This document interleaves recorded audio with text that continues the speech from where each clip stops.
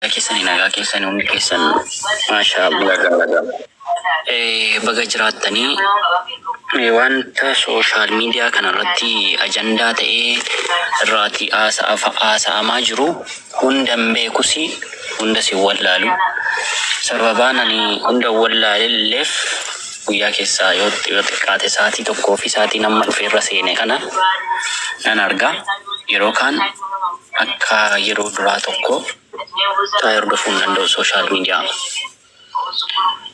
waan natti fakkaate waan hin arge nan qaba waan hin arge irrattis waan nama irraati waa arguu hin qabnes ani irraa arge nan qaba walumaa galatti inni darbeera adeemsa gara fuulduraatii fi haala akka ta'uu qabu ituu irratti haasa'ame gaariidha jedheen yaada an akka kootti jechuudha. Fakkeenyaaf obboleessa kiyyaa Nasrii ani waa afuriifin waa sarratti dubbachuu hin danda'u. Waa sadiifin jedhee ture. Reediyoo wayisi bira dubbata Amadoo. Na bira viidiyoon hin jiru. Reediyoo jedha waa sagalee qabu wayii jira. Na bira moo? Meeqoo himiyuutti godhu? Siuma bira. Tarii yoo accommodation keessa jiraatu namoonni biroo sagalee bananii jiran fakkaata dubbatu rakkoon qabu iyyee. Ammoo. No namoota si biraa waa bananii jiru sagalee jira saraa hundi naannoo keerra jiru. Soo kee rakkoon qabu dubbatu. Amma sirriidha. Namni biraa carraa gaafatoo jiraatan komentii moderate si godhaa gabbuya si ilaala.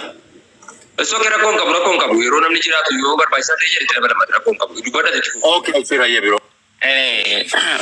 Waan Nasriin dubbataa ture viidiyoo isaa ciccitee ba'ee walakkaa isaa laayivii isaa waraabame viidiyoo sana ilaalaan ture argaasin ture waan sana wal qabsiisee bifa sooshaal miidiyaa feesbuuk irrattis akkasumallee tiiktookii kanarratti illee amma sa'aatii tokkoon dura viidiyoo wayii waraabeen ture yaadan qabu kaaseera sababaan an viidiyoo yoo hojjedhe waan Nasriin narraa kaasuu deefidha bilbilatti bilbileenaan sababaatitti narraa kaasuu diddeen viidiyoo sirratti hojjedhe Nasrii achirraadhatti dhaggeeffachuu dandeessa.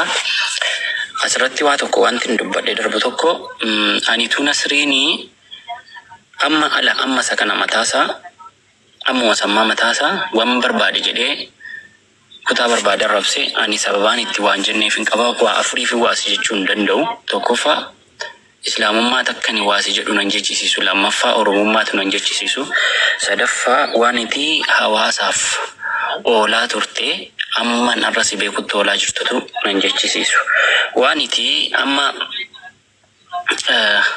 miira keessa galtee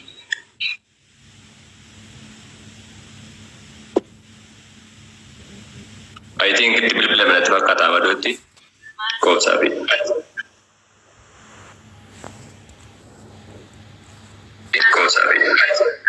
sagaleen koo sirriidha amma? Mee dubbadhu baay'ee dubbadhu. Sagaleen koo sirriidha amma? Sitti bilbilameera baay'ee deebi'aa Amadoo siin seensisaa baay'ee. Sagaleen koo sirriidha.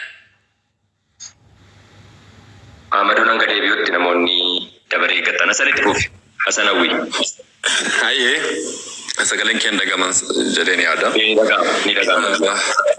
Hunda dursa assalamu alaikum warahmatullahi wabarakatuh cufti keessanuu warra jirtan kan gajjallaa jirtan hundi keessanuu salaama sirratti qara'ee itti aansuudhaan waa baay'ee dubbachuun fedhu waa lama gabaabatti kaasu. Geessa nan deema nan rafa waan ta'eef dhiifan waliin. Ayyee asanoo biyya nama xumuratu yaada jalqabee jira waan ta'eef. Isa kanaaf wanti ni jechuu barbaade gabaabsee obboleessa kiyya Nasrii si dallansiisaniiru waan namoonni dhuunfaan jedhanii wanta nama dallansiisudha wanta nama aarsudha miira keessa waan nama galchudha garuu miira keessa si galchee nama ati amma kana dubbattu miti. Fakkeenyaaf miira keessa galiitii guddina waan guyyaa tokko erga miidiyaa kanarra dhufee sirraa argee hin beekne sirraa argeera. Anifuma baaseen sitti mana Nasrii. Baay'ee miira keessa galtee nama dhuunfaayyuu ati nama bayamma kanaatti arrabsu miti amman si beekutti jechuudha. Garuu maqaa dhootee dubbatte kan kana si dubbachiise aariidha miiradha. Akka kanaatti maqaa dhootee dubbachuun dhibbarraa dhibba dogongoradha. Wallagga jettee dubbachuun ani wallagga ta'eef na kas jedhaa jira miti dhaggeeffadha. Ani nama kutaa miti. Guyyaa tokko profaayiliin koo sabboona maarriyyee of jedhee sin beeku ofis hin jedhu. Sabboonummaan keessa koo ta'uu qaba. Ija kootu hin taane anis akkasittiin amana. Booris wanti kana caalu waan miira see keessa si gashuu dhufuu danda'a Nasrii. Namni waan itti nama jabaa taateef si tuqee jechaan taane sirraatii baasuu barbaada. Maqaa kutaatiin dhufee. Maqaa gandaatiin dhufee.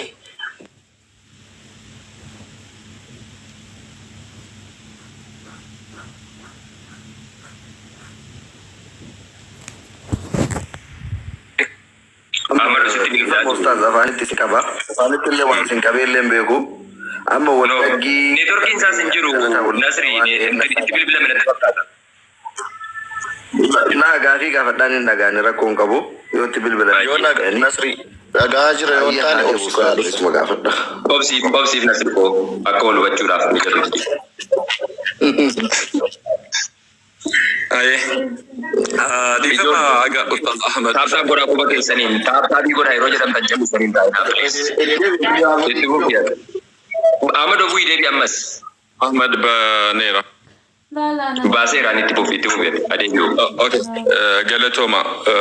Ani waa lama qofan jedha. Tokkoffaa maamee fi dabalatee namoota asirra jira hedduun isaanii dhimma kanatti dhimmamtanii platformii akkana kana qopheessanii obboleewwan waliif fiduudhaaf ifaajuu keessaniif dhugaa rabbii galatooma.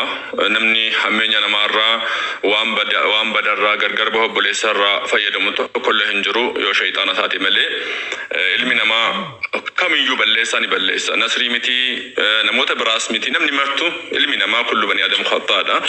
Namni martu ni balleessa waan ta'eef isin immootu badii kana akkan babal'anneef shoorri yookiin immootu gochi isin gootan maammee dabalatee namoota hedduu maqaa kaasuun barbaadu waan nama hedduu ta'eef isin galateeffachuu barbaada. Jazaakumullah alfa khair.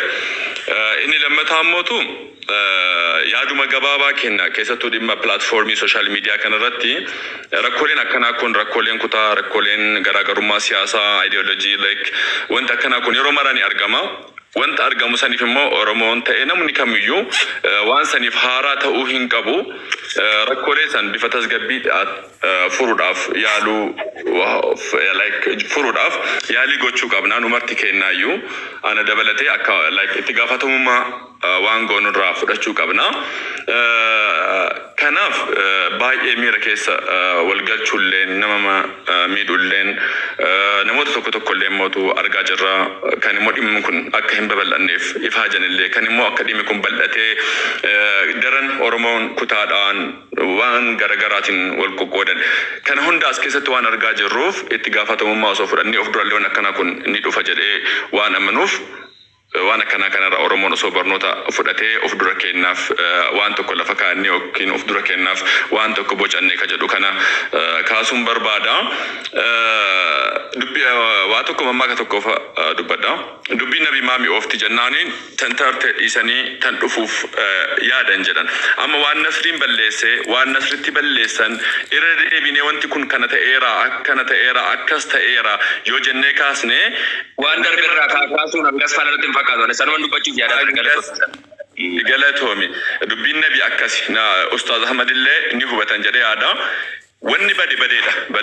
Karaa kamiinuu haa badu, karaa sirriitiin haa badu, karaa Ifama bibi kiyya. Atillee ustaazarraa fudhattee alillee sirraa fudhadha. Sigaa dubbatuu fi hagana ka dhageeffadheef abbaan dhimma ana waan ta'eef hagana ka dhageeffadheef namni Ustaaz Ahmadii waan ta'eef sababni illee Ustaaz Ahmad nama Ustaaza Oromooti nama gandaatii miti. Sabboonummaallee akhlaaqa gaariillee nama qabuudha. Nama hundi kabajaaf jaalala guddaa qabnudha garuu wallaggi arrabsame qofa jedhanii yoo qophatti ka dhufan taate dhugaa baay'ee itti saalfadha. Sababni illee guyyaa lama guutuu suuraan Jawaarii nafne kabiraa dhiisi arsii warra maalii jedhanii akkasitti sadarkaa sana yoo arrabsanii akka naman agarreetitti ustaazni dhugaa jiru kana bira darbanii ukkaamsanii wallaggaa qofatu na jalaa tuqamee bakka kana Nasriin dogongore tanatu na quuqee yoo keela taate dhugamatti ani kaleessa waa jedhee deebiin sun isaaniif illee ni ta'a. Ani nama kamuu ni jaaladha garuu ilmooti yaa olitti hin jaaladhu ka jedhe sun deebii Ustaaz Ahmadiif illee na haa ta'u. Walumaa galatti kan arrabsame ganda nama hundaati, kan arrabsame hayyuu hunda, kan arrabsame nama hunda sabiyyii afaan hin beeknetu gandi keessan osoo arrabsameeyyuu nama afaan beeku nama dubbatu irra caalaa warra miidiyaa kanarra jiru nama umrii 18 caale sabiyyii afaan hin beekne sabiyyii amata takkaattu arrabsame waan ta'eef jalqaba waa komatuun dura nama haqaa fi haqa qofaaf dhaabatu ta'utu nurraa eegama waan ta'eef martuu bakka cittee dhiigdi jette Oromoon gaafa ganda isaatu kan akka rifatuu fi akka itti dhagamu hima beeynu garuu yoo rifatan ammoo marumaaf rifatuuf haqaaf rifatutu caala waan jedhu yaada kennu barbaada galatooma. Kanaafuu irratti dhaabdanii naan dhaabe dhiifama naa godha. Nasri sagaleen ko jira. Injira Ahmadu waan ani kana kaaseef sittin odeessaa dhaggeeffadhu. Nasri ati dhaggeeffadhu nama dhuunfaa miti waan isirraa dubbadhuuf. Ituu ati nama dhuunfaadha ta'eeti ani milladhee isin ilaalu seen. Ati akka nama dhuunfaatti deemaa turte miti. Fakkeenyaaf siinsi faarsuufiin jecha kana fayyadamaa jira miti. Maaliifi ummata jedhamee waamame Nabi Ibrahim beektaa? Deebisi Nasriiti. Sababiin ummata jedhamee waamameef isatu waan guddaa waan jabaa hojjeteen. Ani siin arsiitti dhalatteen si jedha malee arsiif dhalatte si jedhee naman wallahi. Waan wallaggaaf hojjette kana tariitii kutaatti dhalatte keessaaf hojjettee tafin hojjennee kiyyuu hin beeku. Garuu wantin abbaan barbaade wallagga miti waan barbaade jedhee arrabsu. Sirraa garuu hin barbaachisu. Anaaf ati tokko miti. Ati naanna caalta. Yoo ani jedheef yoo ati jette waan waliin fakkaannedha. Ani gandaaf jedhee si jedhaan jiru. Sarabbiin na beeku dhaggeeffadhu. Ati nama namaaf bu'aa guddaa buusu, hawaasaaf bu'aa guddaa buusu. Ati jetteef namoonni qarumatti fakkeenyaaf eenyuun maqaan isaa yoonii tateettu kan atiif yooniin tokko miti. Waan ati booste yooniin hin buusne Oromoo wallaggaaf.